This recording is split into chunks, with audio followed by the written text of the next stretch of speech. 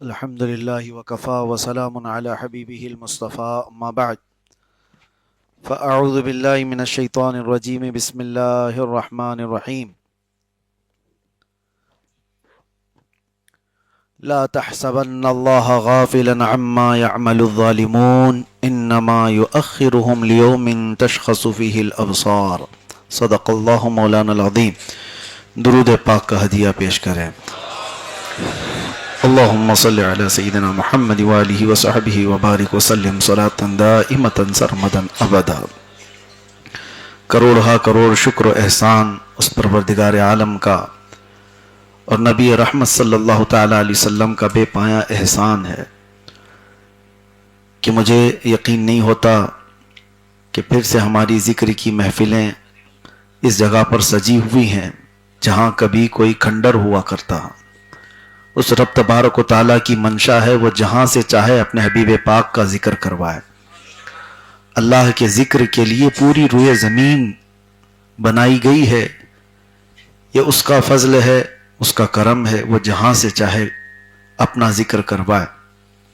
چند سالوں پہلے شاید کسی کے سوچ میں بھی نہ ہو یا ہمارے وہم و گمان میں بھی نہ ہو، راستے سے گزرتے ہوئے کہ کبھی یہاں پر ذکر پاک کی محفلیں سجا کریں گی، کبھی یہاں پر قال اللہ اور قال الرسول کی صدائیں گونجا کریں گی، لیکن رب تبارک و تعالیٰ کا کرم ایسا ہے کہ اس کی تدبیریں ہم نہیں سمجھ پاتے ہیں۔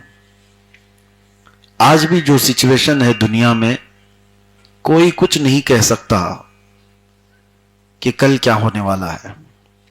ہر صبح ایک نئی خبر آئے گی، جو دکھتا ہے وہ ہوتا نہیں ہے، اکثر ایسا ہوتا ہے، اور اسی کا نام ہمارا تقدیر پر ایمان رکھنا ہے کہ اللہ مسبب الاسباب، کارخانہ قدرت میں سوائے اس کی مرضی کے کچھ نہیں ہوتا۔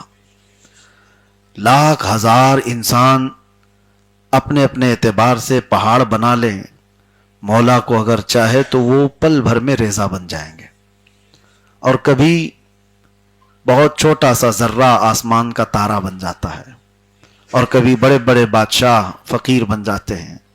یہ سارے دنیا کا نظام ہے اور دستور ہے۔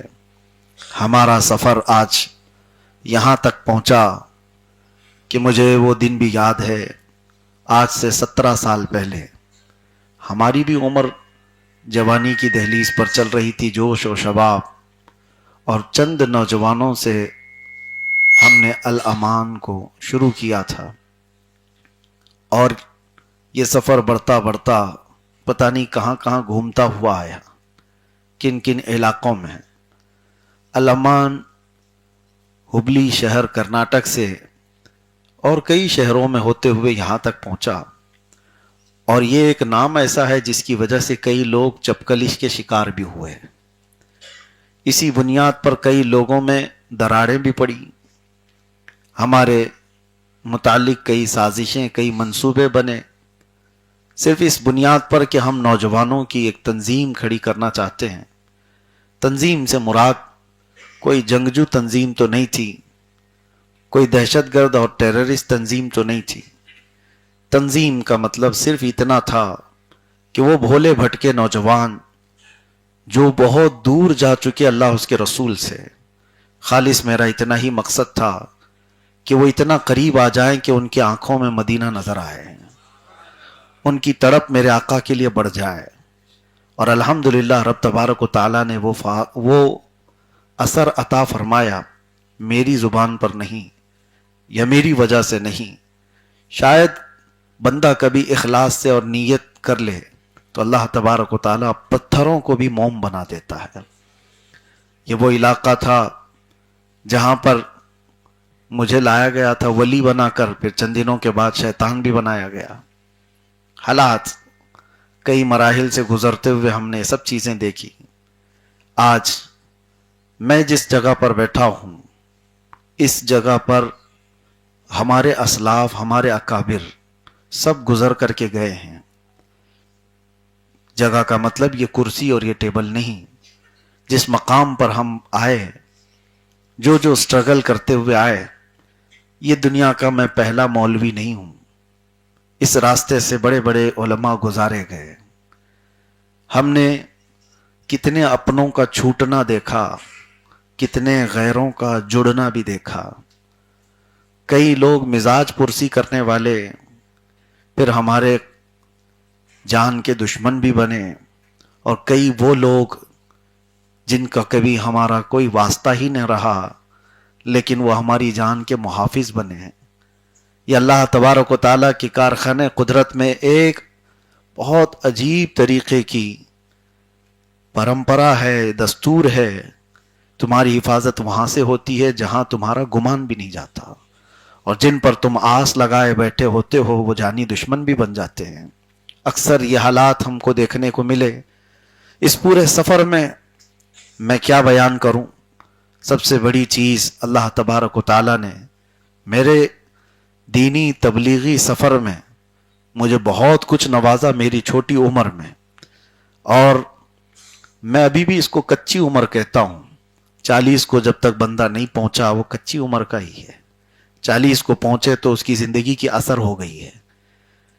تو ابھی ہم وہاں تک پہنچے نہیں، لیکن اس کچی عمر میں دنیا کے بہت سارے نشیب و فراز میں نے دیکھے. اور ہو سکتا ہے بہت جلدی مجھے اس لیے دکھایا گیا ہو کہ ہماری زندگی بھی شاید تھوڑی ہو، بہت جلدی ہم کو دنیا سے رخصت ہونا ہو. میں نے بہت تھوڑے سے سفر میں جو منزلیں دیکھی وہ میں آپ کے سامنے رکھتے ہوئے یہ عرض کروں کہ مجھے جو کچھ بھی ملا ہے اس میں سب سے بڑا انعام اللہ کی طرف سے جو دیا گیا ہے وہ مرکز ناموس رسالت ہے، جس کی چھت کے نیچے آج آپ بیٹھے ہیں. اور جب یہاں صدائیں گونجتی ہیں اللہ اکبر کی تو میرے عزیزوں روح کے اندر اترتی ہیں، روح کے اندر اترتی ہیں. ایک ویران مٹی کو اللہ تبارک و تعالی اپنے ذکر کے لیے چن لیتا ہے. یہ کسی کے وہم و گمان میں نہیں، کوئی منصوبہ بندی اور بڑی پلاننگ کے ساتھ نہیں. رب تبارک و تعالی منتخب فرماتا ہے جس اس جگہ پر، اور یہاں پر بیٹھے ہوئے سارے لوگ، اس میں کوئی پاک سائٹ کے زیادہ نہیں ہے، محلے کے زیادہ لوگ نہیں ہیں، باہر سے آئے ہوئے، دور دراز سے آئے ہوئے. کچھ تو ایسے ہیں کہ آج میں آپ کو بتاؤں صرف اور صرف ہمارے ساتھ افطار کرنے کے لیے حیدرآباد سے فلائٹ لے کر کے آئے، افطار کی اور نماز پڑھے اور واپس حیدرآباد چلے گئے.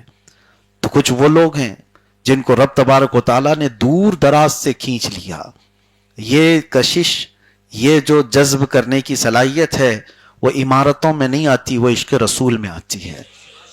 عمارتیں بہت ساری ہیں لیکن دور دراز سے لوگ کھنچے ہوئے آئیں، اور وہ بھی کوئی ایسی چیز نہیں کہ یہاں پر نان کھٹائی بٹتی ہو یا لفافے دیے جاتے ہوں، ایسی کوئی چیز نہیں. روحانی غذا ملتی ہے تو بندہ کھینچا ہوا چلا آتا ہے. بہرحال اللہ تبارک و تعالیٰ ان محفلوں کو سدا سلامت رکھے، نظر بد سے اللہ محفوظ فرمائے. لیکن ابھی منزل پر ہم نہیں پہنچے. منزل وہی ہے جب ہماری سانس رک جائے، اور وہ کہاں رکتی ہے وہ اللہ بہتر جانے. تو جب تک حالات پھر نشیب و فراز آتے رہیں گے، کل کیا ہونے والا ہے نہ میں لکھ کے دے سکتا ہوں نہ آپ گارنٹر بن سکتے ہیں. اس سفر میں بہت ساری چیزیں ہوتی ہیں. ایک حدیث میں آپ کو سنا کر آگے بڑھتا ہوں. اللہ کے نبی صلی اللہ تعالی علیہ وسلم نے فرمایا قیامت کے قریب ایک بہت بڑی جنگ ہوگی جس کو الملحمۃ الکبریٰ کہا جاتا ہے. حدیثوں میں اس کا ذکر ہے. یہ جنگ کا میدان ملک شام بنے گا. دمشق میں یہ جنگ ہوگی، دمشق کے قریب، جس کو آج دمسکس کہا جاتا ہے، سیریا. اور وہ جنگ اتنی بڑی ہوگی کہ مومنین کے خلاف لڑنے کے لیے جو کفار و مشرکین ہوں گے وہ 80 جھنڈوں کے نیچے آئیں گے، اور ہر جھنڈے کے نیچے 12,000 کی فوج ہوگی. 12,000 کو اگر آپ ملٹیپل کریں 80 سے تو تقریباً 9,60,000 کی فوج بن جاتی ہے. تو 9,60,000 کی فوج اگر ایک ساتھ لڑنے کے لیے آتی ہے تو فی الحال پوری دنیا میں اتنی بڑی فوج مقابلہ نہیں کرتی. ٹکڑیاں آتی ہیں، جنگ کرنے کے طریقے آج آپ سب دیکھ رہے ہیں. 9,60,000 فوج اگر ایک بار لڑنے کے لیے آتی ہے تو ایک بہت بڑی طاقت سے مقابلہ ہوگا مسلمانوں کا. لیکن رسول پاک صلی اللہ تعالی علیہ وسلم نے فرمایا مسلمان کتنے ہوں گے وہ تعداد تو نہیں بتائی، وہ کتنے ہوں گے تعداد میں یہ بتایا نہیں گیا، لیکن یہ بتایا گیا کہ جیسے ہی پہلا دن ہوگا 1/3 मुसलमान मैदान छोड़ के भाग जाएंगे। 1/3 हिस्सा होगा मुसलमानों की जमात का जो मैदान छोड़कर भाग जाएंगे। लेकिन साथ में मेरे मुस्तफ़ा करीम सल्लल्लाहु अलैहि वसल्लम ने फरमाया वो इस रुए जमीन के सबसे बदतरीन लोग होंगे, उनकी तौबा भी नहीं होगी। वो सबसे बदतरीन लोग होंगे जिन्होंने सख्तियों का मुकाबला नहीं किया और मैदान छोड़कर निकल गए। और उसके बाद मेरे आका सल्लल्लाहु तआला अलैहि वसल्लम फरमाते हैं जंग का दूसरा मरहला होगा, दूसरा दिन है या दूसरा मरहला, दूसरा मरहला ऐसा होगा कि मुसलमानों का 1/3 हिस्सा, 1/3 हिस्सा कत्ल हो जाएगा, शहीद हो जाएंगे। और मेरे आका सल्लल्लाहु अलैहि वसल्लम ने यह फरमाया वो इस रुए जमीन के सबसे अफजल तरीन शुहदा होंगे, सबसे अफजल शहीद होंगे। दो बातें याद रखें आप, मैं ये हदीस क्यों अर्ज कर रहा हूं। मोमिनीन का मुकाबला एक बहुत बड़ी ताकत से है, लेकिन जमात में 1/3 जमात छोड़कर भाग जाएगी और दूसरे मरहले में 1/3 जमात कत्ल हो जाएगी, शहीद हो जाएंगे। अब हुजूर पाक सल्लल्लाहु अलैहि वसल्लम फरमाते हैं अल्लाह तबारक व तआला तीसरे मरहले पर जो 1/3 हिस्सा बचा था मोमिनीन का, उनको फतह मुबीन अता फरमाएगा। फतह तो होगी। हुवल्लज़ी अरसल रसूलहु बिलहुदा व दीनिल हक़ लियुज़हिरहु अलद्दीन कुल्लिह, वो रब है जिसने अपने रसूल को हिदायत और हक के साथ भेजा ताकि ये दीन को गालिब करके रहें, और ये दीन गालिब आएगा। फतह तो होगी, लेकिन फतह तक पहुंचने की जो मंजिल है वहां तक पहुंचने के लिए हमें 2 चीजों का सामना करना पड़ रहा है। किसी बड़े सक्सेस को पाने के लिए 2 चीजों का सामना करना है। वो 2 चीजें क्या है? पहली चीज अपनों का साथ छोड़ देना, दूसरी चीज है अपनों का हमारे सामने कत्ल हो जाना। ये 2 चीजें जो बर्दाश्त करके खड़ा रहा, अल्लाह उसे फतह अता फरमाता। ये बहुत बड़ी चीज है, मैं कह रहा हूं। आप किसी मैदान में खड़े हैं, कुछ आपके साथ मंसूबा बनाने वाले, आपके साथ प्लानिंग करने वाले अचानक छोड़कर भाग जाएं, ये दिल पर बहुत सख्त बीतती है। यह बहुत कठिन वक्त होता है जब किसी को तोड़ दिया जाए तो उसके अपनों को तोड़ दिया जाता है, और उस वक्त वो खड़ा रहा। फिर दूसरा मरहला उसके साथ ये आया कि उसके जो खास थे वो कत्ल हो गए, इंतकाल कर गए। आदमी फिर टूट जाता है। कुछ छोड़ गए और कुछ कत्ल हो गए, और उसके बाद जो खड़ा रहा वो कोई बुज़दिल खड़ा नहीं हो सकता। वो वही खड़ा होगा जो पहाड़ होगा ईमान का, वही खड़ा रहेगा, और उसी को अल्लाह तबारक व तआला फतह मुबीन अता फरमाता है। मेरे अजीजों, ये हदीस ये आखिरी जमाने में पेश आने वाली एक जंग के मुतालिक तो है, लेकिन इसका इंप्लीमेंट हमारी जिंदगी के हर शोबे में किया जा सकता है। हर शोबे में आप जिंदगी में ये 2 चीजें देखने के अगर ताकत रखते हो तो फतह तुम्हारे सामने। कुछ छूटेंगे और कुछ चले जाएंगे। हमारे साथ ये सारी चीजें हुई।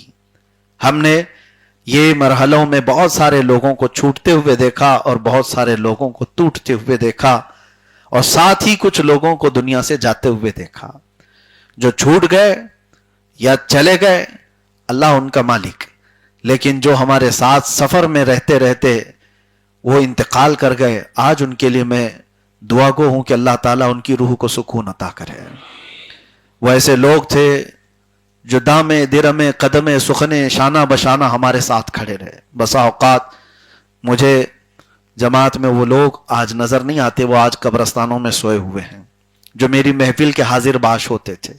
हमारी जिक्र की महफिलों की रौनक भी हुआ करते थे। हर घड़ी हमसे पूछा करते कि किस वक्त जिक्र की महफिल है, और पहले आकर बैठने वाले वो आज कब्रस्तानों में आराम फरमा है। लेकिन सच बताता हूं, तन्हाई में कभी दुआएं करते हैं तो उन लोगों की याद आती है, तो अल्लाह की बारगाह में यूं अर्ज करता हूं कि मौला हमारी कोई नेकी कबूल है तेरी बारगाह में तो ये उनके दरमियान भी तकसीम फरमा दे, इसलिए कि वो सच्चे लोग हैं। मेरे आका सल्लल्लाहु तआला अलैहि वसल्लम ने अंसार की यूं ही फजीलत नहीं बयान फरमाई।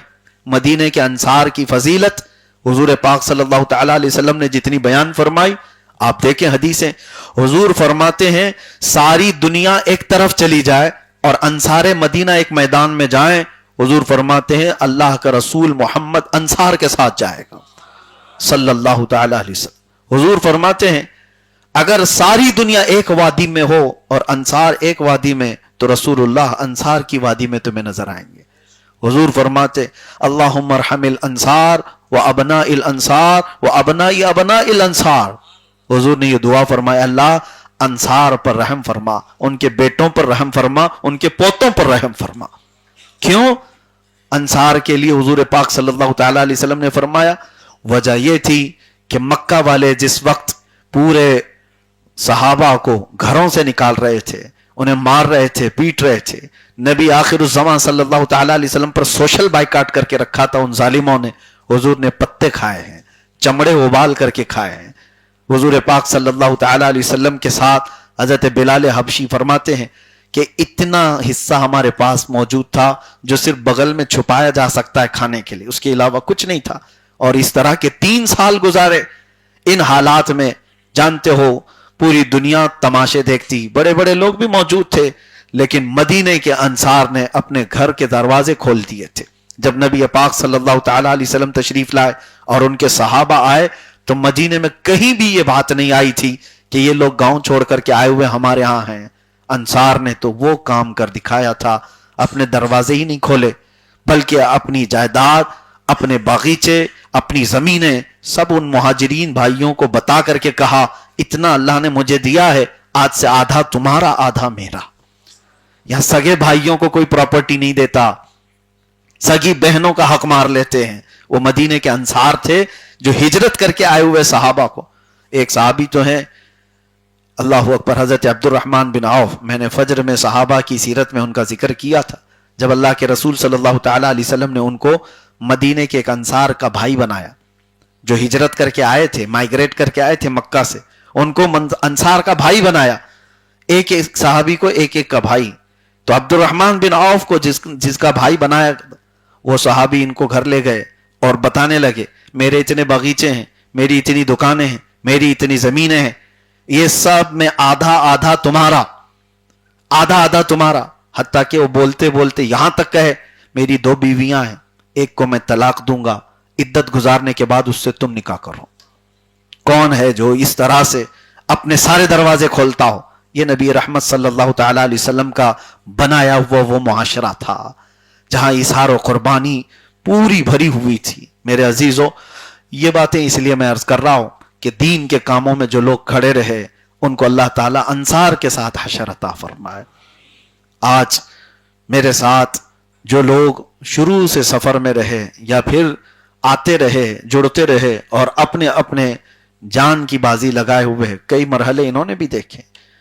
मुझे याद है कि जब आप सब दूर रहने वाले शायद ना जानते हों, जिस वक्त जालिम दरिंदों ने मुझे उठाया था, ऐसा नहीं कि मैं अकेला गया था, मेरे पीछे 25-30 लोग और भी गए थे, और उन्होंने रमजान जेल में काटे और वापस आए। उनका क्या कसूर था? उनका कसूर सिर्फ ये था कि वो एक आलिम के साथ खड़े थे, और इसका अजर उनको कयामत के दिन ही अता किया जाएगा। अल्लाह करीम की बारगाह में इसका अजर अता किया जाएगा। तो ये मरहले भी पाक साइड ने देखे हैं, बहुत सारी चीजें। वो दिन भी यहां पर कि मुझे कहीं पर कोई घर लेने नहीं दिया जाता था।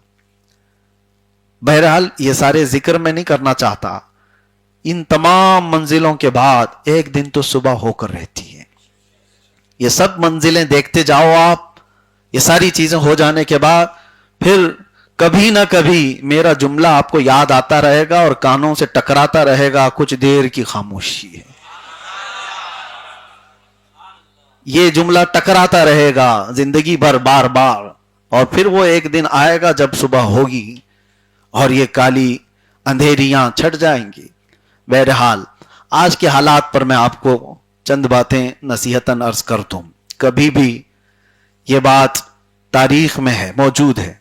अल्लाह तबारक व तआला ने बहुत छोटी ताकतों से बड़े बड़े जालिमों का हशर पूरा कर दिया, बुरा अंजाम किया। फिरौन को मारने के लिए बहुत बड़ी फौज नहीं आई थी, पानी से वो हिलाक हो गया। नमरूद के मुतालिक कहा जाता है एक लंगड़े मच्छर ने उसके दिमाग में घुसकर उसकी पूरी जान ले ली। और इसी तरह से जंगे बद्र में अबू जहल को बड़े बड़े पहलवानों ने नहीं मारा, 2 छोटे बच्चे मुआज और मुअव्विज रज़ी अल्लाह तआला अन्हुमा ने काम तमाम किया। बहुत सारी तारीखें ऐसी मौजूद हैं। और होता कब है ऐसे? कुरान की आयत मैंने आपको शुरू में ही पढ़ के सुनाई, لا تحسبن اللہ غافلا عما يعمل الظالمون. اللہ فرماتا ہے ظلم کرنے والے ہرگز یہ گمان مت کرو کہ اللہ بے خبر ہے، اللہ دیکھ رہا ہے. آج پوری دنیا میں جو حالات بنے ہوئے ہیں، خاص طور پر امریکہ کی دادا گیری، سپر پاور ہونے کا نشہ، جو وہ یہ سمجھتا ہے کہ ہر ملک میں اپنا آتنک پھیلا ہے، جو خود آتنک پھیلاتا ہو، دہشت پھیلاتا اور پوری دنیا کو وہ امن کی ڈگری بانٹ رہا ہو اور پوری دنیا میں ٹیررزم کا صفایا کرنے کی بات کرتا ہو. ایک ایسی حماقت ہے. دنیا دغلے پن کو محسوس نہیں کر پاتی یا پھر جان بوجھ کر خاموش رہتی ہے. سب کو پتا ہے، سب کو پتا ہے نہتے بچوں کا قاتل کون ہے، 70,000 لوگوں کو جھٹکے میں قتل کر دینے والے لوگ کون ہیں. فرعون کے متعلق تو تاریخ میں ہے کہ اس نے اپنی کرسی ہلتی ہوئی دیکھی، ایک خواب دیکھا تھا، اس نے خواب دیکھا تھا کہ ایک تارا ٹوٹ کر کے گرا ہے، اس کے گود میں آ گیا ہے. وہ گھبرا کر نجومیوں سے خواب کی تعبیر پوچھا کہ اس کے خواب کے معنی کیا ہو سکتے ہیں. تو نجومیوں نے بتایا تھا کہ بنی اسرائیل میں ایک بچہ پیدا ہوگا جو تیری سلطنت کو ہلاک کر دے گا. اس نے بنی اسرائیل سے ایسی نفرت شروع کر دی تھی کہ ایک سال میں 12,000 بچوں کو قتل کر دیا تھا کہ کہیں وہ بچہ پیدا نہ ہو جائے جو فرعون کی حکومت کو ہلا دے، تخت کو ہلا دے. اور اس کے بعد سال بھر جب بچوں کا قتل ہوتا رہا، لڑکیوں کو چھوڑ دیا جاتا تھا. یذبحون ابناءکم ویستحیون نساءکم، وہ عورتوں کو، بچیوں کو چھوڑ دیتے تھے اور لڑکوں کو مارتے تھے، قتل کرتے تھے. کس وجہ سے؟ ڈر تھا حکومت کو ہلانے والا، تخت کو ہلانے والا بچہ پیدا نہ ہو جائے. لیکن رب تبارک و تعالیٰ کی جو تدبیر ہے، تمہاری تمام کوششیں ناکام ہو جائیں گی. بچہ پیدا بھی ہوا. وہ کون تھا بچہ؟ موسیٰ علیہ السلام. اور اللہ نے نظام ایسا بنایا کہ قتل ہو رہے تھے اس وقت بچے. موسیٰ علیہ السلام کی ماں کے دل میں اللہ نے یہ بات ڈالی کہ بچے کو صندوق میں رکھو اور پانی میں بہا دو. کون ماں کر سکتی ہے ایسے کہ اپنے آج کے پیدا ہوئے بچے کو دریا میں بہا دے؟ لیکن ان کی ماں کے دل کو اللہ نے مضبوط کر دیا. اور اس کے بعد وہ صندوق بہتے بہتے فرعون کے باغیچے میں ہی جا کر لگا. فرعون کو اولاد نہیں تھی. فرعون کی بیوی نے دیکھا، بچے کو اٹھا لیا اور کہا عسیٰ ان نتخذہ ولدا، کیا ہی اچھا ہے کہ ہم اس کو بیٹا بنا لیں. فرعون نے کہا یہ کہاں سے تم بیٹا لے آئی، کہیں یہ بچہ تو ہلاک کرنے والا تو نہ بن جائے. بیوی نے کہا نہیں، یہ تو بہتا ہوا آیا ہے، وہ تم نے خواب جو دیکھا وہ بنی اسرائیل کے بچے کا ہے، یہ تو کہاں سے آیا کیا پتا، لیکن ہے تو خوبصورت. بچے کی پرورش فرعون کے گھر میں ہونے لگی. فرعون کے گھر میں اعلان بھی ہوا کہ ان کو کوئی دایا آئے اور دودھ پلائے. کمال قدرت تو دیکھو، موسیٰ علیہ السلام 2 دن کے بچے ہیں لیکن دودھ کسی کا نہیں پیتے تھے. ان کی بہن وہاں کھڑی تھی، اس نے کہا ایک دایا کو میں جانتی ہوں، اس کا دودھ ہر بچہ پی لیتا ہے. کہا گیا کہ ٹھیک ہے لے آؤ، ہم جو وہ قیمت بولے گی ہم اس کو قیمت دیں گے دودھ پلانے کے لیے. شاہی گھرانے کے بچے کو دودھ پلانا ہے. موسیٰ علیہ السلام کی بہن سیدھے جا کر اپنی ماں کو لے آئی. کہا کہ یہ دایا ہے اور اس کا دودھ بچے پیتے ہیں. تو اس ماں کے گود میں جب بچے کو دیا گیا، موسیٰ علیہ السلام اپنی ہی ماں کے سینے سے دودھ پینے لگے. نظام قدرت دیکھو رب تعالیٰ کا، ان کی ہی ماں سے دودھ پلوایا جا رہا ہے، پلس اجرت بھی دی جا رہی ہے. بچے کو پالنے اور بچے کو دودھ پلانے کی اجرت بھی. اور پالا کہاں جا رہا ہے؟ وہی فرعون کے محل کے چھت کے نیچے. میرے عزیزو، یہ کارخانہ قدرت کے جو معاملات ہیں تمہاری سمجھ سے بھی بالا تر ہیں. وہی بچہ تھا جس کا خوف فرعون کو تھا. اور پھر موسیٰ علیہ السلام جوان ہوئے، تب پھر اس کے مقابل میں آ کر کھڑے ہوئے اور اسے اعلان کیا کہ جھک جاؤ اس رب کی بارگاہ میں، تم اپنے رب ہونے کا اعلان کرتے ہو. پھر جو معاملات ہوئے، اخیر میں جا کر فرعون کو ایک سمندر کے پانی میں غرق کر دیا گیا. موسیٰ علیہ السلام کو اس فرعونی لشکر سے نجات دی گئی، فتح مبین عطا فرمائی گئی 10 محرم کو. اب میں تاریخ کے اس حصے سے آپ کو یہ بتانا چاہتا ہوں، ظالم جتنے بھی منصوبے بنا لے، جتنے بھی پلان بنا لے، لوگوں کو ڈر سنانے کے لیے آج دنیا میں کیا کیا کہا جاتا ہے مسلمانوں کو نروس کرنے کے لیے، تم کچھ نہیں کر سکتے، ہاتھ بھی نہیں ہلا سکتے. تم کہیں سے کچھ بول بھی نہیں سکتے. ہم وہ طاقت والے لوگ ہیں, ہمارے پاس آئرن ڈوم ہے, ہمارے پاس تھاٹ ہے, ہمارے پاس فلاں ہے. سب کی واٹ لگائی ہے تھاٹ کی. یہ تو دنیا دیکھ رہی ہے. اور میں جنگوں کے حالات پر زیادہ گفتگو نہ کرتے ہوئے صرف یہ بات بتانا چاہتا ہوں, ہم کسی کے پکش یا اپکش میں بات کرنے کی بات نہیں کہہ رہے ہیں. ایک بات یاد رکھو, کسی پر اتنا ظلم نہ کرو, اتنا ظلم نہ کرو کہ جب وہ مظلوم کھڑا ہو جائے تو تمہارے پاؤں ہلنے لگ جائیں گے. اکثر ایسا ہوا ہے. ایک بات یاد رکھو, امریکہ اور اس کے ہم نواؤں کا ظلم بہت ہو چکا ہے, بہت ہو چکا ہے. کیا ایسا نہیں ہوگا کہ کسی بچے کی آہ رب العزت کی بارگاہ میں نہیں پہنچی ہوگی؟ کیا ان ماؤں کی چیخیں نہیں پہنچتی ہیں جن کے گودوں کو اجاڑ دیا گیا ہے؟ کئی ایسے بچے ہیں قبرستانوں میں وہ جاتے ہیں, عید کے دن اپنے باپ کا نام لے کر پکار رہے ہوتے ہیں, سرانے پر بیٹھ کر اپنے باپ سے بات کر رہے ہوتے ہیں. یہ وہ بچے ہیں جن کو ابھی ماں باپ کا پیار صحیح طریقے سے ملا نہیں تھا کہ ظالموں نے ان سے چھین لیا. کتنے بچے وہ ہیں جن کے سامنے ان کی ماؤں کو تڑپا کر کے مار دیا گیا. میں کبھی کبھار سوچتا ہوں جس کے دل میں تھوڑا بہت بھی رحم ہو وہ جانور کے بچے کو بھی ماں سے دور نہیں کرتا. آپ کے اندر رحم ہو تو آپ کسی جانور کے بچے کو پھینک دو اور اس کی ماں کو مار دو. کیا آپ کا دل گوارا کرے گا کہ ابھی یہ دودھ پیتا بچہ ہے, اس کو ماں کی ضرورت ہے؟ لیکن آج دنیا کے ایسے ظالم ترین لوگوں کو آپ دیکھ رہے ہیں جس نے فرعون سے بھی زیادہ قتل کیے ہیں. فرعون نے 12,000 بچوں کا قتل کیا تھا اور آج آنکڑا 70,000 کو پہنچا ہوا ہے. فلسطینی بچوں کو اسرائیل نے جس بے دردی کے ساتھ قتل کیا ہے, کیا ہے دلیل, کس بات؟ اور جو تمہارے مقابل میں آنے والی جماعت کا تم نام لیتے ہو ان کو تو مارتے ہی نہیں. حماس کہاں ہے؟ کیا یہ چھوٹے چھوٹے بچے حماس ہیں؟ 80 لوگوں کو ایک قبر میں دفن کر دیا جاتا ہے. تو یہ تمام جو حالات ہیں یہ ظلم بڑھتا جائے گا, بڑھتا جائے گا. تو ایک وقت کہیں تو اینڈ ہونا ہے, کہیں تو رکنا ہے اس کو. اور جب جب ظالم نے مظلوم کو ہلکے میں لیا, اللہ تبارک و تعالیٰ پوری طاقت سے, پوری ان کی طاقت کے نشے کو مٹی میں ملا دیتا ہے. اور ان قریب آپ دیکھنا زمانہ وہ انجام بھی دکھائے گا. اس سے پہلے بھی بڑے بڑے دادے آ کے گئے ہیں, بہت بڑے بڑے طاقتور سورما آ کر کے گئے. ان کی تاریخ میں آج کوئی بھی نشان باقی نہیں ہے. یونان و مصر و روما سب مٹ گئے جہاں سے, باقی مگر ہے اب تک نام و نشان ہمارا. ہاں, اسلام اگر کھڑا ہے تو عدل کے لیے کھڑا ہے. اسلام ظلم کا کبھی ساتھ نہیں دیتا. اور مظلوم کی جہاں تک بات آئے, اس میں بہت سارے لوگ آج جو کشمکش کے شکار ہیں, اس کا سپورٹ کرنا ہے, اس کا سپورٹ کرنا ہے. آپ کو آپ کی رائے کوئی اہمیت رکھتی ہی نہیں. آپ کا ہے کوئی سٹیٹس کی جنگ لڑ رہے ہو. یہ سارے سٹیٹس کے فوجی ہیں, واٹس ایپ پہ لڑ رہے ہوتے ہیں. صبح صبح لگا دیا سٹیٹس اور ان کو لگا بہت بڑا کام کر دیا. اس کے علاوہ کیا ہے؟ صبح سے 4 بجے تک کوئی کام نہیں. آپ کی رائے کی کیا اہمیت ہے؟ آپ سے پوچھا جا رہا ہے, آپ سے کوئی ٹپنی لے رہا ہے, آپ کے کمنٹس پوچھ رہا ہے کوئی, تمہاری ویلیو کیا ہے پہلے وہ دیکھو. بات وہاں کرو جہاں تمہاری بات کا وزن ہو. نہیں ہے تو خواہ مخواہ ہوا میں تیر چلاتے ہوئے تمہارے کسی کے ساتھ کھڑے ہونے سے, تمہارے نہ کھڑے ہونے سے یہاں کیا فرق ہونے والا ہے؟ بس تم اپنے ایمان کی حفاظت کرو.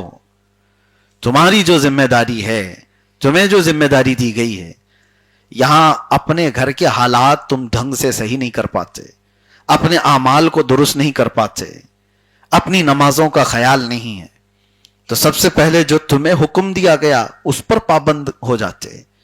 بعد میں پھر تمہاری رائے کو دیکھا جاتا, تمہارے زبان, تمہارے جملوں کا اعتبار کیا جاتا. میں نے تو ایسے ایسے سورما دیکھے اپنے, یہی سوشل میڈیا والے صبح 5 بجے تک گلی کے نکڑ پر بیٹھ کر یہ ایسا لگ رہا ہے بہت بڑا جہاد کر رہے ہیں. چوراہوں پر بیٹھ کر کے وہ کمنٹس کر رہے ہیں.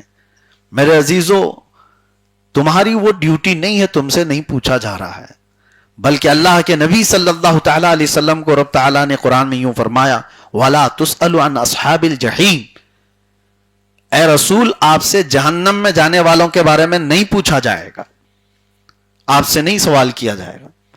یہاں آپ کی ڈیوٹی کیا ہے؟ تم سے پوچھا جائے گا تمہارے بچے کیوں بگڑے تھے, تمہاری بیوی کیوں بے پردہ تھی.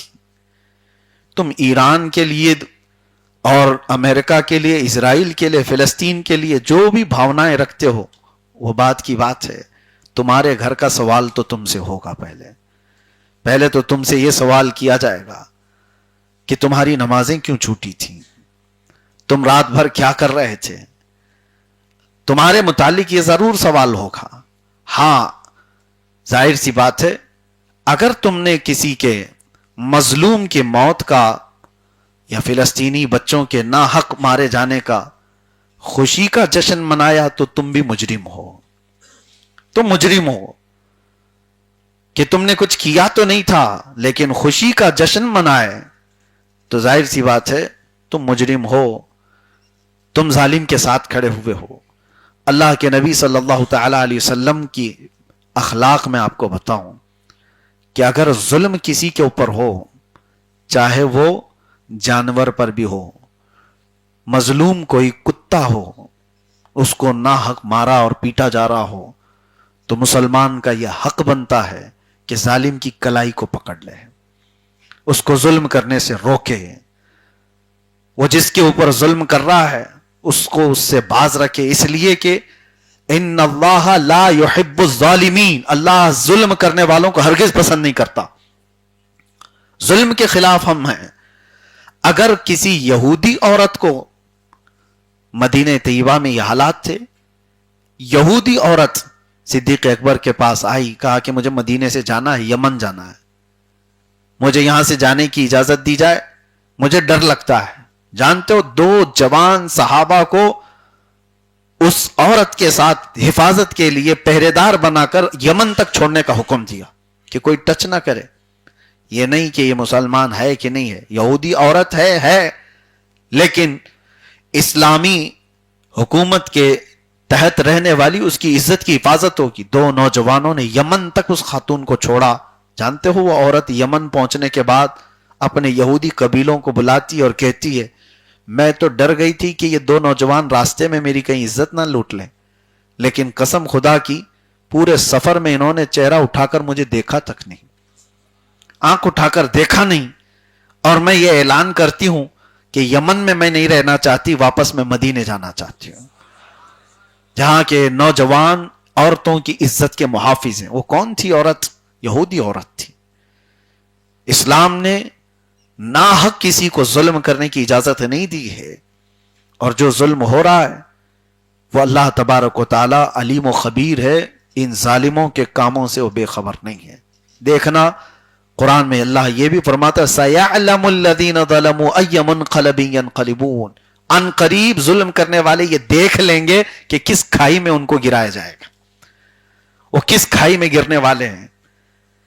خبریں مسلسل آتی رہیں, یہ جھوٹے دجال میڈیا کی خبروں پر یقین بھی مت کرو, جس کی جلی ہوئی ہے پوری تمام تر فوج اور حالات, وہ کبھی نہیں بتاتا, کیونکہ میڈیا پر کنٹرول, خبروں پر کنٹرول, ساری چیزوں پر کنٹرول.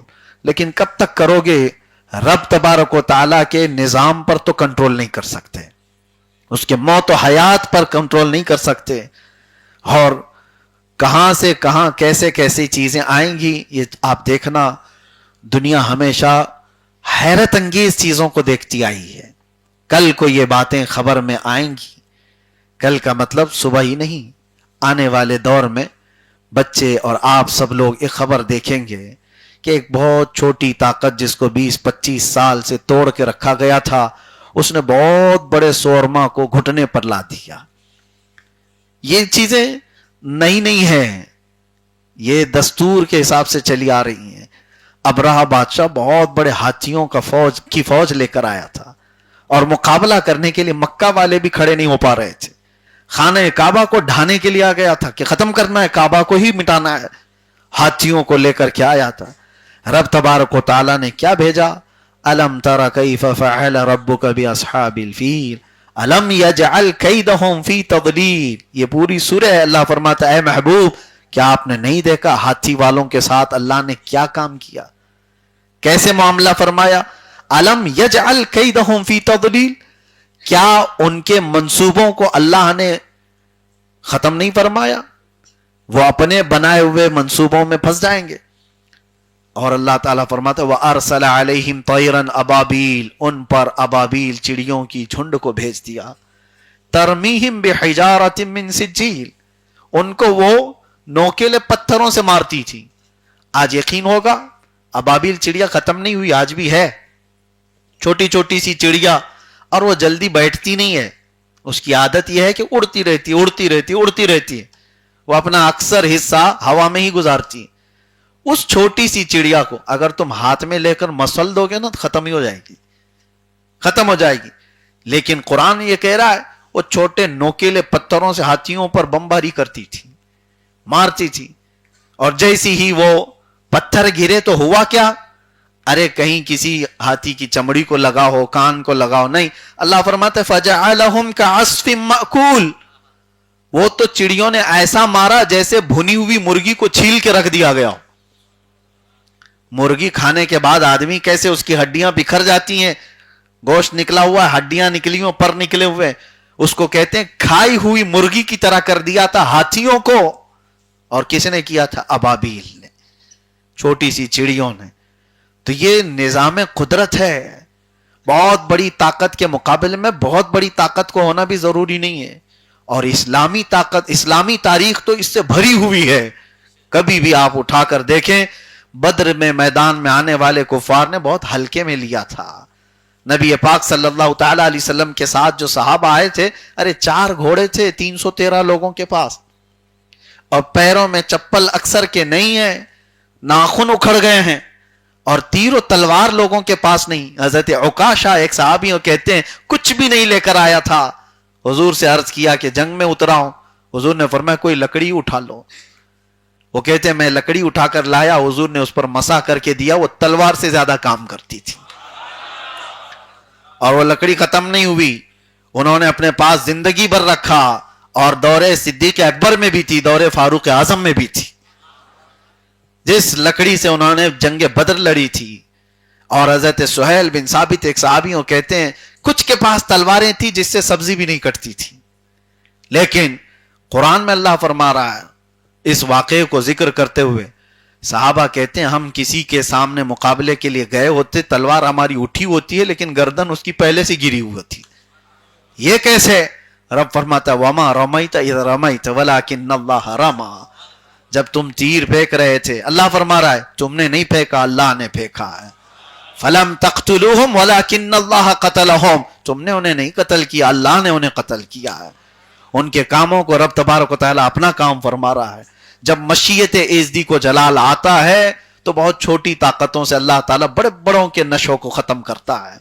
एक रात पहले बद्र के मैदान में ढोल ताशे बज रहे थे, और वहां पर गोश्त भुना जा रहा था कल की जश्न मनाने के लिए। जैसे यहां पार्टियां पहले से लड्डू बना लेती हैं कि कल तो जीतना है, और पूरे लड्डू बनाकर पहले से रखते हैं। बद्र में आए हुए काफिर पहले से बनाए हुए थे और रात भर नाच रहे थे। ये 313, हम तो 1000 की तादाद में, हाथी घोड़े भी हमारे पास, तलवार हथियार भी हमारे पास, सारा साजो सामान हमारे पास।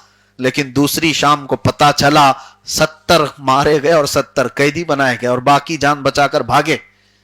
और 70 जो मारे गए उनमें कोई छोटा मोटा भी नहीं था। वक्त का दज्जाल अबू जहल भी मरा हुआ था, उतबा भी मरा हुआ था, शैबा भी मरा हुआ था, बड़े बड़े लोग मारे गए थे।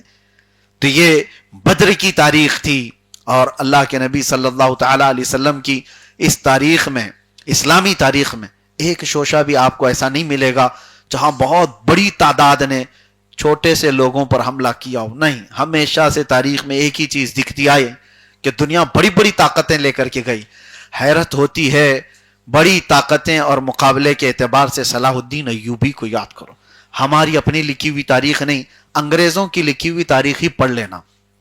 अंग्रेजों ने सलाहुद्दीन अय्यूबी की तारीख लिखी है, हमारी नहीं, उनकी लिखी हुई। एक वक्त ऐसा आया कि 4 लाख लोग रूमियों ने صلیبیوں نے صلاح الدین کے ساتھ مقابلے کے لیے ایک میدان کو انتخاب کر لیا، اور 4 لاکھ لوگ جب جمع ہوئے تو اس وقت حالت ایسی تھی کہ صلاح الدین ایوبی کے پاس صرف 12,000 لوگ تھے۔ 12,000 کا مقابلہ 4 لاکھ سے ہوتا ہے، لیکن صلاح الدین کو پتا تھا کہ ہم کربلا والے ہیں، تعداد نہیں دیکھتے، اتر جاتے ہیں، مدد اللہ کی طرف سے ہے، اور ہمارا قتل ہو جانا بھی ہماری فتح ہی ہوتی ہے۔ اگر قتل ہونا فتح نہیں ہوتا تو حسین اعظم کا چرچا اتنا کیوں ہوتا؟ میرے عزیزو، یہ جذبہ شہادت تھا صلاح الدین ایوبی نے۔ 12,000 لوگوں سے وہ جنگ لڑی ہے۔ تاریخ آج بھی بتاتی ہے کہ وہ 4 لاکھ کو، اس فوج کو انہوں نے تتر بتر کر کے رکھ دیا۔ وہ گھٹنے ٹیکنے پر مجبور ہوئے، سب میدان سے نکل کر کے بھاگے۔ صلاح الدین ایوبی کی یہ تاریخ، اور اس کے بعد بہت ساری تاریخیں ہیں میرے عزیزو، لیکن یہ سب چیزیں ذریعہ بنتی ہیں، یہ ذریعہ ہیں، اور حقیقی فتح مبین اللہ کی طرف سے ہے۔ وہ اللہ قادر مطلق اپنے منصوبے پورے فرماتا ہے۔ وَمَكَرُوا مَكَرَ اللَّهُ وَاللَّهُ خَيْرُ الْمَاكِرِينَ۔ قرآن میں اللہ فرماتا ہے یہ کافر منصوبہ بناتے ہیں، سازش کرتے ہیں، اور اللہ خفیہ تدبیر کرتا ہے، اور اللہ کی خفیہ تدبیر غالب آ کر رہتی ہے۔ اس سے بہتر تدبیر کرنے والا کوئی نہیں۔ جو جال بناتا ہے ظالم، اکثر ایسا ہوتا ہے کہ اس جال میں اس کے ہی پیر پھنسے رہتے ہیں۔ اور آج دیکھنا آپ ظالموں کو کہ جو جال وہ بن رہے ہیں وہ اسلام کے خلاف، پورے مسلمانوں کو آپس میں لڑانے کے لیے۔ یہ عیاش قسم کے عرب آج بھی ہوش کے ناخن لیں تو ان کی زندگی بچے گی، ورنہ ان کی تباہی بھی طے ہے۔ کیونکہ یہ میں نہیں کہتا، اللہ کے نبی صلی اللہ علیہ وسلم کی حدیث سنا رہا ہوں۔ حضور فرماتے ہیں وَيْلٌ لِلْعَرَبْ مِنْ شَرٍ قَدْ اقْتَرَبَ۔ یہ عربوں کے لیے تباہی ہے، حضور نے فرمایا عربوں کے لیے بربادی ہے، ان قریب ایک ایسی برائی جس کے یہ قریب ہو رہے ہیں۔ وہ کون سی برائی ہے؟ من شر قد اقترب، حضور نے فرمایا ایک ایسی برائی جو عربوں کے قریب آ رہی ہے، جس سے یہ بہت قریب ہو رہے ہیں۔ وہ قریب ہونے والی سب سے بڑی برائی جانتے ہو کیا ہے؟ یہ شرک اور کفر میں مبتلا ہوں گے، اور ہو رہے ہیں۔ آپ جا کر کے دیکھیں گے، تحقیق کریں گے تو پتہ چلے گا، ایسے ایسے بنا مسلمان بزدلوں کو پیدا کیا جا رہا ہے جو نئے نئے شوشے چھوڑنے جا رہے ہیں۔ اسلامی تمام ہماری وراثت کو انہوں نے پامال کیا ہے۔ اب بے حیائیاں عروج پر ہیں۔ جس ملک کو آج آپ دیکھ رہے ہیں جو اپنی سرحدیں بچانے کے لیے دوڑے دوڑے بھاگ رہے ہیں، ان کے حالات یہ ہیں۔ اللہ کے نبی صلی اللہ تعالی علیہ وسلم نے ڈیفنس کرنا سکھایا۔ ان عربوں کے پاس کوئی چیز نہیں ہے جو اپنا ڈیفنس کر سکیں، یہ محتاج ہیں اس دادا کے۔ اس کو بلا رہے ہیں آ جاؤ، تم مسیح ہو ہمارے، تم مددگار ہو ہمارے۔ یہ لمبی چوڑی دعائیں کرنے والے حرم کے امام یہ جھوٹے مکار لوگ ہیں۔ یہی وہ شیخ حرم ہے جو چرا کے بیچ کھاتا ہے، گلی میں بوزر وہ دلق اویس و چادر زہرا، اس کو کہا گیا تھا۔ یہ وہ شیخ حرم ہے جو چرا کے بیچ، یہ وراثت کو انہوں نے اپنے ایسا پامال کیا ہے کہ ان کی زبانوں میں اب کوئی اثر نہیں رہ گیا۔ میرے عزیزو، عربوں کے جو حالات ہیں، اگر وہ ہوش کے ناخن آج نہیں لیے تو ان کی تباہی بھی طے ہے، اور یہ احادیث کریمہ میں اس کی پیشین گوئی کی گئی ہے۔ ہمیشہ کوئی طاقت اور کوئی حکومت قائم رہنے والی نہیں ہے۔ تم نے اپنے وقت کا اگر صحیح استعمال کیا تو تمہاری عزت اور تمہاری حرمت اللہ تعالیٰ ویسی ہی باقی رکھتا ہے۔ آج بھی خالد بن ولید کو کوئی فراموش نہیں کرتا، ان کو دی ہوئی طاقت کا انہوں نے صحیح استعمال کیا۔ دنیا آج حکومت کی مثال دینا چاہے تو ابو بکر و عمر کی مثال دیتی ہے رضی اللہ تعالیٰ عنہما۔ کیوں؟ اس لیے کہ انہوں نے اپنا ملا ہوا پاور کا مس یوز نہیں کیا تھا، اپنے عیش کے لیے نہیں۔ آپ کو پتا ہے ایران کی طرف سے ایک قاصد آیا تھا، اس وقت فارس تھا، اور اس وقت کسرا بادشاہ کے حکومت کے انڈر میں آنے والا یہ پورا علاقہ۔ ایک قاصد آیا تھا اور جاسوس بن کر کے کہ امیر المومنین کی تلاشی لی جائے. مسلمانوں کا امیر المومنین عمر ابن خطاب، اس کی دھاک اتنی ہے کہ ہمارے بادشاہ ڈر رہے ہیں، ہماری فوج ڈری ہوئی ہے، یہ رہتا کہاں ہے، اس کی فوج کتنی ہے. مدینے میں آیا اور آ کر کے صحابہ سے اس نے پوچھا کہ تمہارا بادشاہ کہاں رہتا ہے عمر ابن خطاب؟ تو لوگوں نے ہنس کر کے اس سے کہا ہمارا بادشاہ نہیں ہوتا، ہمارا امیر المومنین ہوتا ہے.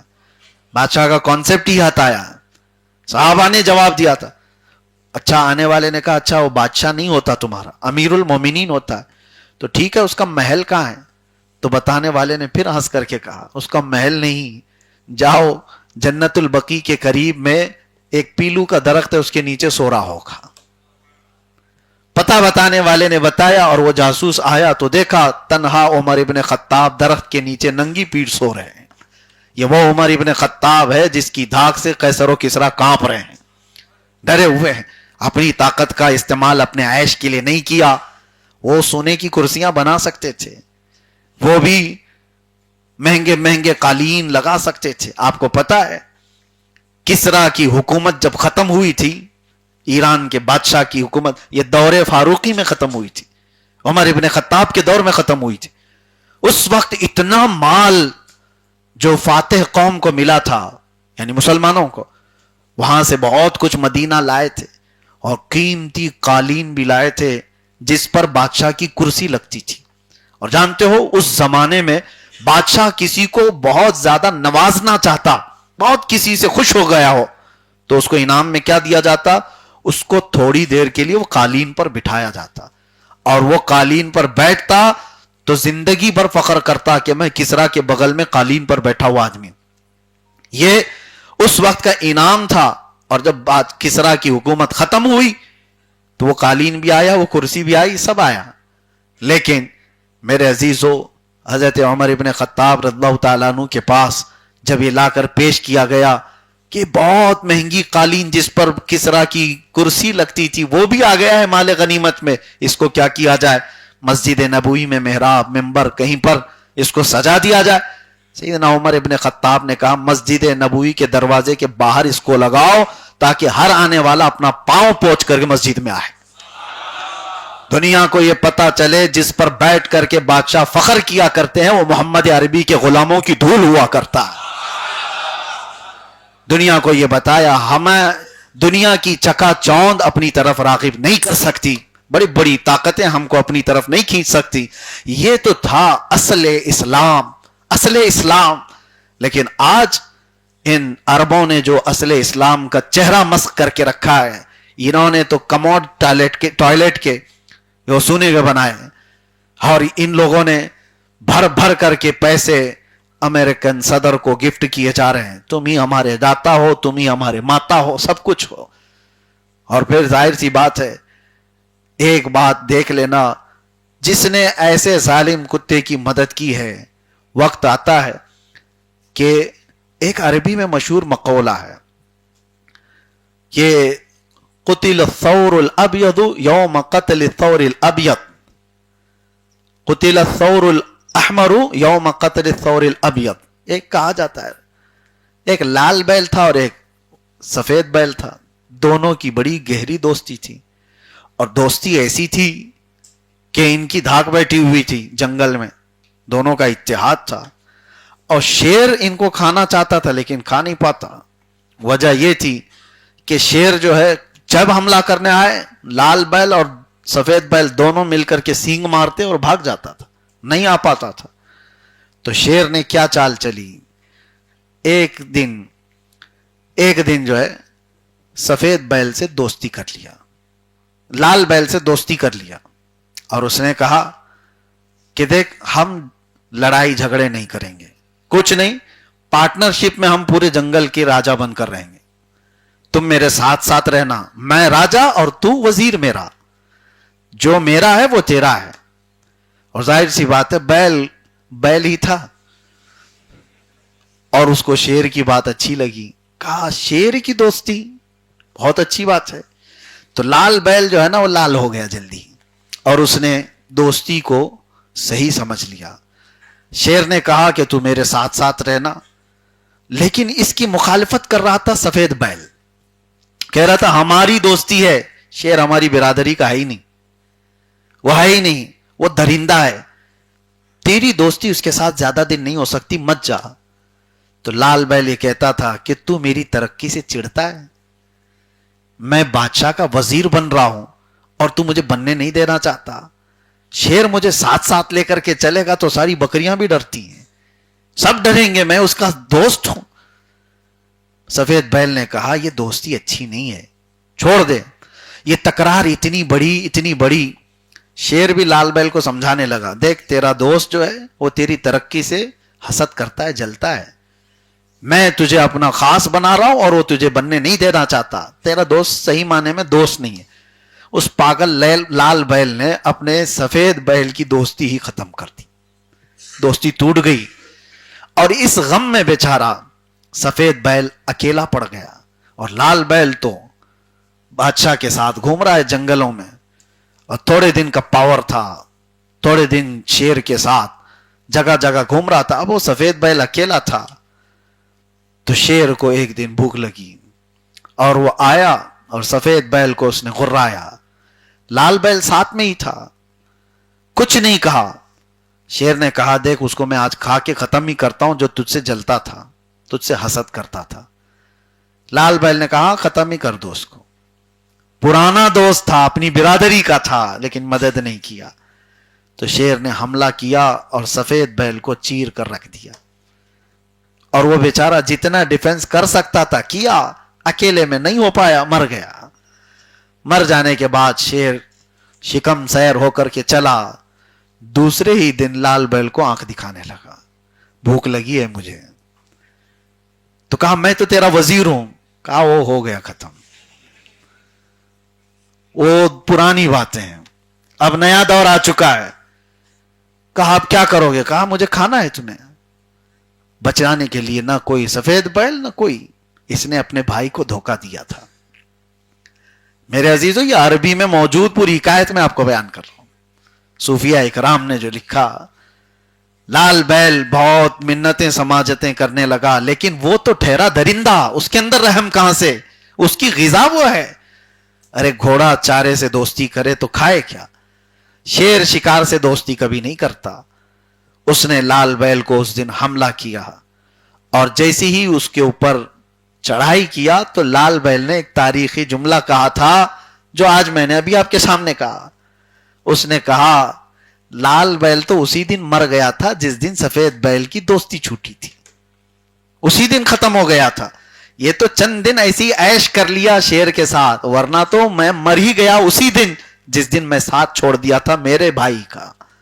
آج اس چیز کو اپنے ذہن میں رکھ کر کے سوچنا، یہ سارے عرب لال بیل ہیں، انہوں نے جس سے دوستی کی ہے وہ یہی سوچ کر کے دوستی کی ہے کہ ہماری تکلیف میں تو مدد کرے گا، کیا خاک مدد کرے گا، وہ اپنی بچا نہیں پا رہا ہے، کیا خاک مدد کرے گا؟ جب اپنے آپ پر جب بن پڑتی ہے تو پھر آس پاس نہیں دیکھتا دادا، وہ چند دنوں کے بعد کہے گا تم اپنا دیکھو، ہم تو جا رہے ہیں، بہت دور سے آئے تھے، ہم بہت دور سے آئے تھے، تم اپنا دیکھو۔ اور اس کے بعد کوئی بچا نہیں ہے ان کو، نہ دادا نہ بابا، پھر پڑوس میں جو ہے وہ گرا رہا ہے، تمہارا یہ بھی ماریں گے، تمہارا یہ بھی ماریں گے، تمہارا یہ بھی ماریں گے۔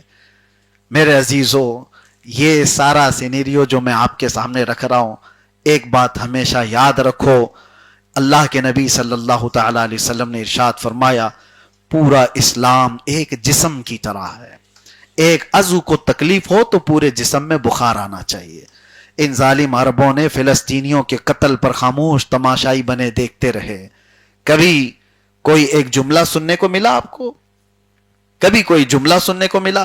یہ وہ عیاش لوگ ہیں، آپ کو میں بتاؤں لندن میں بندروں کا گھر بند ہونے جا رہا تھا کیونکہ وہاں کی میونسپلٹی وہ خرچہ برداشت نہیں کر پا رہی تھی زو کا، اور ایک عرب شہزادہ گیا اور پورے پیسے دے کر کہا میں اس کو چلاؤں گا، بند مت کرو، عجائب گھر ہے، بندروں کا گھر ہے، ہر ایک کو اپنی برادری سے محبت ہوتی ہے، اور یہ 90 لاکھ کا 1 کروڑ پاؤنڈ کا ایک ایک گھوڑا خرید کر کے لاتے ہیں، گھوڑے خرید کر کے لاتے ہیں، تماشا ہے، پورے عرب کو انہوں نے نمائش کا اڈا بنایا ہوا ہے، یہ آسمان چھوتی ہوئی عمارتیں بنا رہے ہیں لوگوں کو اپنی طرف بلانے کے لیے۔ آپ کو کیا لگتا ہے یہ سارا یورپ اور یہ سارے ویسٹرن ان کی ترقی کو دیکھ کر کے ان کو مدد کرتے رہیں گے؟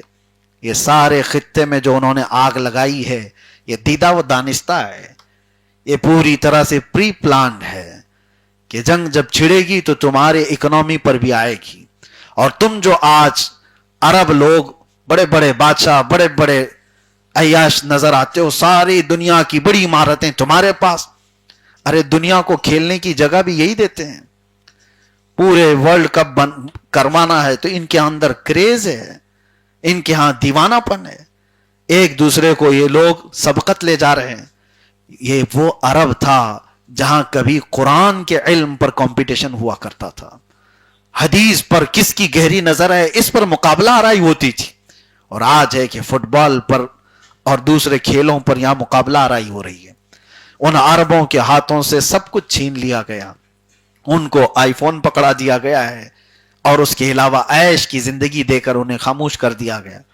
اس کی وجہ سے یہ زیادہ دن تک عیش و عشرت کی زندگیاں چلتی نہیں ہیں۔ آپ ان تمام حالات سے سبق لو، اور یہ آپ کے لیے یہاں سٹیٹس کی جنگ نہیں لڑنا ہے، یہ واٹس اپ سٹیٹس پر آپ جنگ مت لڑو، آپ ان تمام حالات سے درس لو کہ اللہ قرآن میں فرماتا ہے اللہ اس قوم کو اس وقت تک نہیں بدلتا جب تک وہ قوم خود اپنی حالت نہیں بدلتی۔ ہمیں بدلنے کا وقت ہے۔ جو بچے آج راستہ بھٹکے ہوئے ہیں انہی کے لیے یہ محفلیں ہیں۔ اللہ تبارک و تعالی آپ سب کو اصلاح حال عطا فرمائے، مجھے بھی اللہ تبارک و تعالی اصلاح حال عطا فرمائے اور استقامت علی الدین عطا فرمائے۔ اللہ کریم ہر طرح کے برے آفات و بلیات سے ہماری حفاظت فرمائے۔ اللہ ظالموں کو کیفر کردار تک پہنچائے اور مظلوموں کی اللہ تعالی غیب سے مدد فرمائے۔ رب تعالی اگر آج کی یہ شب لیلۃ القدر ہے تو مولا بغیر بخشے ہوئے ہم کو اس چھت سے باہر نہ فرما، ہم سب کا بھی شمار جہنم سے آزاد ہونے والوں میں فرما۔ وصلی اللہ تعالی علی خیر خلقہ محمد وآلہ وصحبہ اجمعین برحمتک یا ارحم الراحمین۔